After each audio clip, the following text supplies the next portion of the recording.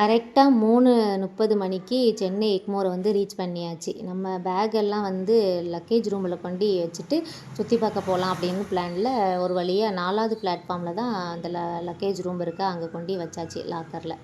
அதுக்கப்புறம் வந்து நம்ம ட்ரெயினில் வரும்போதே 3 மணிக்கு நம்ம சென்னை இறங்கிடுவோம் அப்படின்னு சொல்லிட்டு சாப்பிடாம இருந்தோமா.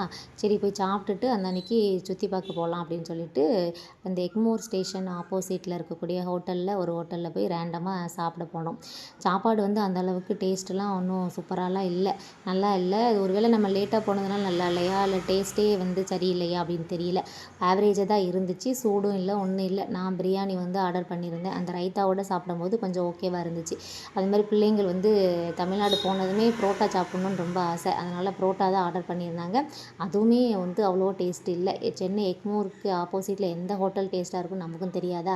சரி சாப்பிட்டுட்டு அப்படியே வந்து சுற்றி பார்க்கறதுக்காக ஒரு வண்டி பிடிச்சி கிளம்ப வேண்டியதான் அப்படின்னு சொல்லி போயாச்சு.